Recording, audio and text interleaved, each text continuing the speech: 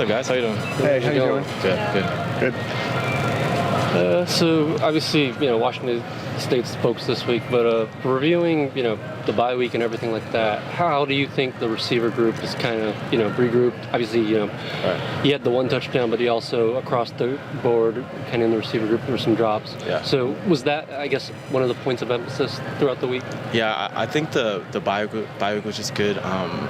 Just to kind of lock into the details again. I think we struggled with that against Utah. Didn't really execute at times where we should have, and could have changed the game. Obviously, that. A part of us takes that on the chin, but another part of us takes that as, we don't really take it as a losing, but we take it as like a learning experience. And we use that to progress going into the rest of the season. It's a long season, a lot of big games coming up for us, but we want to take it 1 week at a time. So Washington State this week, go out there, execute, handle business, and go from there. I think we still have a really talented group. I'll never back down on that standpoint. Just got to do a better job of executing, locking into the details, things like that. Jerry and Coach Kelly have done a great job in just like ensuring that, and I think that the players themselves also have done a good job in keeping each other accountable, which is always good to have in a program. Are you the type of guy who kind of fixates on mistakes, or do you just block that out of your memory?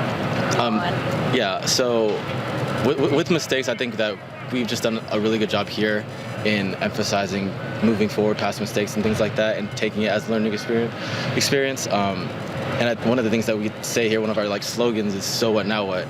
And that's one of the slogans we go by. All right, it happened, so what? But we got a game to play. We got things to do. We have to still go out and execute. We can't sit there and feel bad about ourselves. We still have a chance to win this game, And I think that's just a good mentality to have. Obviously, after the game, we'll come back, we'll fix the mistakes, watch the film, do what we can to make sure that those mistakes don't happen, and we're more tied into the details. But in the moment of the game, I'll never really focus on a mistake, because that it does no good for me or for the rest of the team. And me sitting down there with my head down, when I can go out there and help my team, it doesn't benefit us at all. And I think that we've just done a great job. The coaches and stuff have just done a great job in just emphasizing moving on to the next most important thing. Is what we talk about is just staying locked in, and that's what we've done a good job of. Yeah.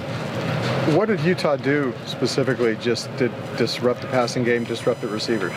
Honestly, I don't really think that it was much that they did. That's a really talented defense, one of the best defenses that we'll play this year. But I think that a lot of the issues came of us not executing what we had to do. And I think they had a great pass rush. They had really good defensive backs. It's a really good defense. And when you play teams like that, you can't afford to make little mistakes. That's the thing. And we fell into that trap a little bit and made a few mistakes here and there, and that ended up ending with in our offense not being as successful as we had the potential of being. And I think moving forward, it's just a great, like I said, a great experience just to learn on and build off of just the next year, so we can make sure that things like that don't happen, and we're able to make better adjustments as the game goes on. And you kind of mentioned there at the beginning of your statement, but knowing that Utah was going to be one of the strongest teams you were going to face, at least defensively, on the schedule, is there any solace in knowing that even despite it all, you guys still had an opportunity to go down the field there at the end, still get in a position to possibly get back in the game? I think that's always motivating, just to play a team like that tight. Credit to our defense. We have an amazing defense this year. They've only really allowed 7 points per game this season, if that's correct.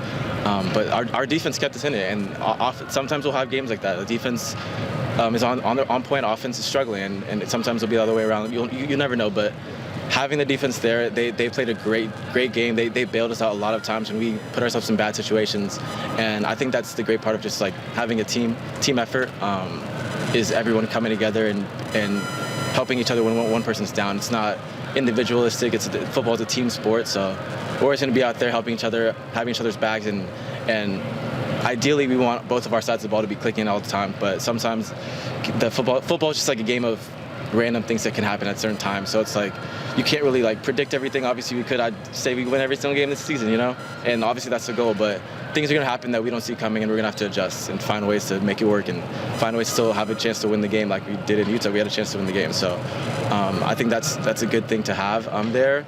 We just need to do a better job of just executing so we do win the game next time. After that loss, and you had the bye week, what have you seen from Dante Moore as well? Just from him, but also as a true freshman quarterback during this bye week? I think that game was really good for him. Just a big game on the road. Just the environment that he was put in, I think early on is good to get it out of his system right now.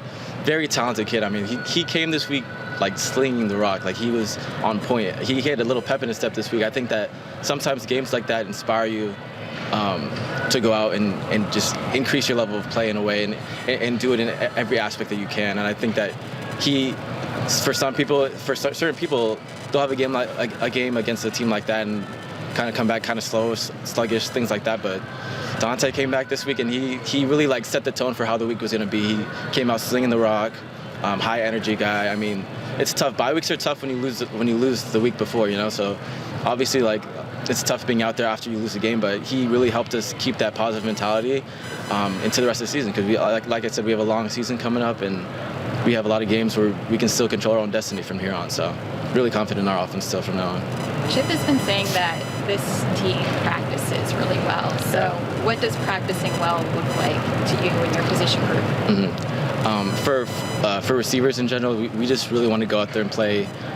Jerry really focused on like execution and effort and playing with speed as well. We track the miles per hour, things like that. We want to make sure that we're hitting high speed distance and things like that and playing with speed, but also just executing, because we'll have certain like walkthrough periods where we need to just like make sure that we're doing the right things for each thing, because we're installing new plays and things like that, and we need to make sure that we're locked into the details and stuff like that, just because obviously we don't want to have what happened with Utah happen again, and learn from that. And I think that the way that our team practices is like Chip said, like we have a very fast team and a team that plays with a lot of effort. So I think that that's always encouraging. Obviously there's some days where your body hurts and it's tough running so fast all the time and keeping momentum, but like when you're out there and you're tired and you're like, and I see Cam Brown out there running with me, and he's moving faster than me. It's like, all right, I got to go now, you know. And we just build off each other. I mean, we have a great room of guys, like I said, and it's great just to build off of each other, bring that energy every day.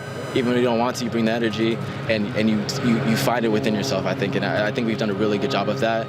And like I said, we have a really motivated group now. I mean, coming off of this loss, a loss that we did not want to have, it's motivated us to be better, lock in even more, and push towards the next week. Yeah. I know you did like so much preseason conditioning and running and everything. Are you still doing like running and conditioning at this point in the season, or is it just like integrated into those high-speed reps? Yeah, it's more integrated. I mean, at certain times it seems like practice is harder than the games, just with how much we were running. Like we're really moving like a lot, and it's tempo to like just running, sprinting. So our condition level stays the same. I think that KB's job that he did in the offseason helped, obviously, but we're at a point where we're mid-season now, and we can't slack off just because we're mid-season and want to just take a day off. We got to still go, and they emphasize that. KB will be over there running with us down the field. Like we catch a ball and we just want to like just jog off, and he was like, no. Makes us run with them, so we keep it going. So it's been good for us, though. With the boot. I was gonna say, with the boot. He's over here hopping around with the boot. Yeah, it's cool still. Yeah, but he's been good about it. I mean, he's one of our big energy guys. He sets the tone every day with us. So it's good to always have someone like that in the building. What have you seen out of Washington State's defense? Very athletic group of guys, physical team. A lot of speed on the outside too. I think that we just need to do obviously a great job of executing and just playing with speed that we have too. Washington State's they're the number 13 ranked team for a reason, 4-0 for a reason. We can't take anyone lightly. Definitely not taking them lightly, and we know it's a big game. And every game from now on for us is we got to go in there and handle business, and that's what our plan is to do. And offense needs to bounce back, have a much better week this week, and defense has been doing their thing, so we hope that they do the same thing that they've been doing. Yeah. Good. Thanks, guys. Appreciate you guys. Thank you. Thanks, man. Sing for us? I might. They got Stevie Wonder on. I can easily. You can take the whole microphone. I'm good. Are you a Stevie Wonder fan? I am a Stevie Wonder fan. Yeah, my mom played a lot of Stevie Wonder for me growing up. So, yeah, he's definitely a legend. Yeah. Well, that's all. That's it. Does it make a difference to you what music they play out here? Do you even hear it? Really? I definitely do hear it. do? Yeah, every day. It's kind of like the first thing I notice personally. What song's playing. Are there certain guys who dance more than others? Definitely. Yeah. Who's the best dancer on the field? Best dancer on the field, probably Jerry McClure. Really? Yeah, he's got a lot of energy, and he kind of like is able to let himself go when he's dancing. A lot of people kind of like are too rigid or too stiff, but he's really loose with I'll it. have to watch him. Yeah. What other music did your mom play for you? A lot of Amy Winehouse. Let's see, John Legend, Jill Scott, Erykah Badu. Yeah, a lot of that stuff. That's kind of what I've been listening to nowadays, actually. Like in my playlist, kind of try to get away from the rap music every day. Listen to some older stuff.